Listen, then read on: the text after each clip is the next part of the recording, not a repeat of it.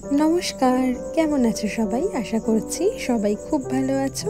চলো আজ তোমাদের সাথে দুর্দান্ত স্বাদের ঝাল ঝাল কাঁকড়া কষা রেসিপি শেয়ার করছি।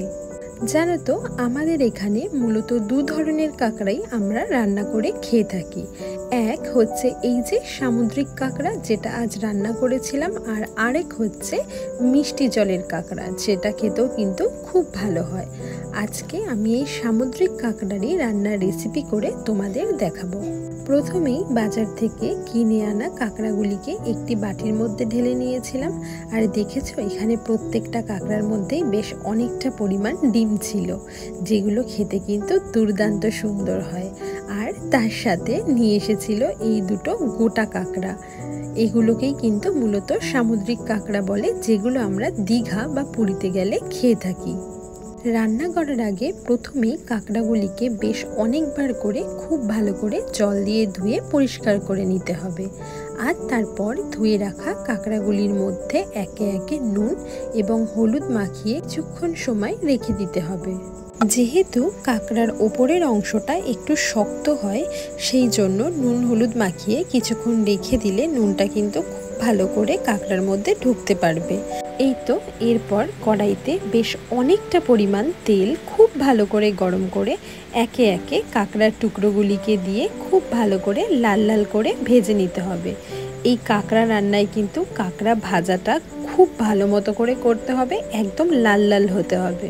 অন্যদিকে রান্নার জন্য লাগবে বেশ অনেকটা পরিমাণ ডুমো ডুমো করে কেটে রাখা আলু, আদা, রসুন, পেঁয়াজ, কাঁচা লঙ্কা আর টমেটো কুচি। তোমরা চাইলে পেঁয়াজ বাটাও ইউজ করতে পারো, আমি এখানে কুচনো পেঁয়াজই ব্যবহার করেছি। এই তো এরপর কড়াইতে আবারও তেল গরম করে তাতে ফোড়নে দেব গোটা গরম মশলা আর শুকনো লঙ্কা। ফোড়নটা খানিকক্ষণ ভেজে নিয়ে তারপর রসুন কুচি আর কাঁচা লঙ্কা চেরা দিয়ে খুব ভালো করে কয়েক সেকেন্ড ভেজে নেব। এতে রসুনের গন্ধটাও খুব ভালো করে পাওয়া যাবে। মিনিট পাঁচেক ভাজার পর এরপর এতে কেটে রাখা আলুর টুকরোগুলিকে দিয়ে খানিকক্ষণ ভেজে নেওয়ার পর দেব এতে পরিমাণ মতো নুন আর পরিমাণ মতো হলুদ।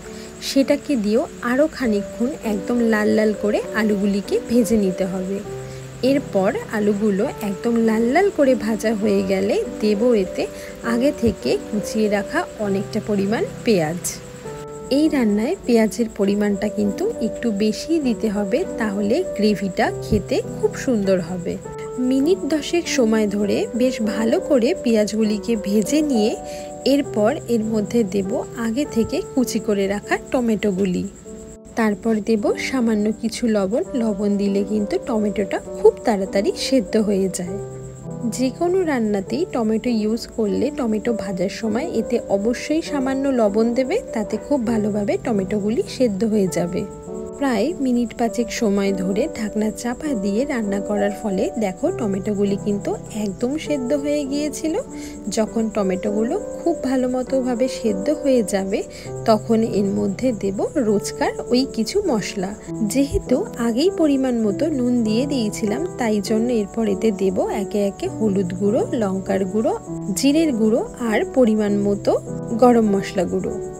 সমস্ত মশলাগুলি দিয়ে আরও মিনিট 5-7 সময় ধরে খুব ভালো করে সবজির সাথে মশলাগুলিকে ভেজে নিতে হবে। আর তারপর দিয়েছিলাম এতে স্বাদ অনুযায়ী সামান্য চিনি। এরপর সমস্ত কিছু দিয়ে আরও মিনিট 10 সময় ধরে খুব ভালোভাবে মশলাগুলিকে ভেজে নিয়ে তারপর সামান্য জল দিয়ে আরও মিনিট 15 সময় মতো ধরে খুব ভালো করে মশলাগুলিকে কষিয়ে নিয়েছিলাম। যে কোনো রান্নায় মশলা কষানোর সময় অবশ্যই সামান্য জল ব্যবহার করবে। এতে করে যে কোনো সবজির সাথে মশলাগুলো খুব ভালো মতো করে কষতে পারবে আর মশলার স্বাদও খুব সুন্দরভাবে রান্নায় মিশবে। প্রায় মিনিট 15 ধরে সমস্ত মশলাগুলিকে ভালো করে কষিয়ে নেওয়ার পর যখন মশলা থেকে তেল ছাড়তে শুরু করবে, সেই সময় আগে থেকে ভেজে রাখা কাঁকড়াগুলিকে খুব ভালো করে মশলার সঙ্গে মিশিয়ে আরও মিনিট 15-20 সময় ধরে কষে নিতে হবে। এই সময় গ্যাসের ফ্লেমটা একদম লোতে রেখে প্রায় মিনিট 15 সময় ধরে খুব ভালো মতো করে সমস্ত মশলার সঙ্গে কাঁকড়ার টুকরোগুলিকে কষে নিতে হবে। তাহলে মশলাগুলি খুব সুন্দরভাবে কাঁকড়ার সাথে মিশতে পারবে। যদিও এই রান্নাটা করতে একটু বেশি সময় লাগে, তারপরেও বলবো রান্নাটা তোমরা অবশ্যই বাড়িতে একবার করে খেও, দেখবে তোমাদের ভীষণ ভালো লাগবে, মুখে একদম রুচি ফিরে আসবে। দেখো এদিকে কথা বলতে বলতে আমাদের কাঁকড়া কষানোও কিন্তু একদম রেডি। বেশ সুন্দর কালার হয়েছিল কিন্তু বলো। এই তো এরপর ঝোলের জন্য এখানে পরিমাণ মতো ঠান্ডা জলই দিয়েছিলাম, তোমরা চাইলে গরম জলও ইউজ করতে পারো, আমি নর্মাল ঠান্ডা জলই দিয়েছিলাম। তারপর আর কি দেখো এখানে এই যে ঝোলের ফুট উঠতে শুরু করেছে, এই সময় একটা ঢাকনা চাপা দিয়ে আরও মিনিট 20 ধরে খুব ভালো করে ঝোলটাকে ফুটিয়ে নিতে হবে।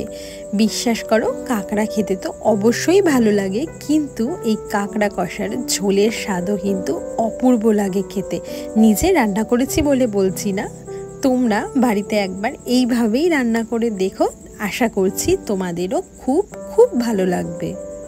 এরপর ঝোলটা যখন খুব ভালোভাবে ফুট উঠবে আর বেশ অনেকটা পরিমাণ ঝোল টেনে গিয়ে মোটামুটি তেল ছাড়তেও শুরু করবে, ঠিক এই সময় বুঝতে হবে রান্নাটা কিন্তু আমাদের একদম কমপ্লিট। আর তারপর নামানোর আগে বেশ অনেকটা পরিমাণ গরম মশলার গুঁড়ো দিয়ে ঝোলের সঙ্গে খুব ভালো করে মিশিয়ে নিয়ে ঢাকনা চাপা দিয়ে নিলেই কিন্তু রেডি হয়ে যাবে গরম গরম কাঁকড়া কষার ঝোল। আমরা তো সবাই কম বেশি সমুদ্রের পাড়ে বসে ঝালঝাল করে কাঁকড়া কষা খেয়েই থাকি, কিন্তু বাড়িতে এইভাবে লাল লাল করে এই সামুদ্রিক কাঁকড়ার ঝোল বানিয়ে তোমরা একবার খেও, ভাত দিয়েই কিন্তু খেও, দেখবে আমার মতো তোমাদেরও খুব ভালো লাগবে। যারা আমার মতো কাঁকড়া খেতে ভীষণ ভালোবাসো তারা কিন্তু অবশ্যই জানিও তোমরা কে কিভাবে কাঁকড়ার রান্না খেতে পছন্দ করো। আর আমার আজকের বানানো এই রেসিপিটি তোমাদের যদি ভালো লেগে থাকে তাহলে আমার ভিডিওটিকে লাইক কমেন্ট শেয়ার করে সকলকে দেখার সুযোগ করে দিও। রান্নাটা অবশ্যই বাড়িতে একবার ট্রাই করে জানিও কেমন লাগলো তোমাদের। তাহলে আজ আসি, দেখা হবে নতুন কোনো ভিডিওতে। সবাই খুব ভালো থেকো, টাটা।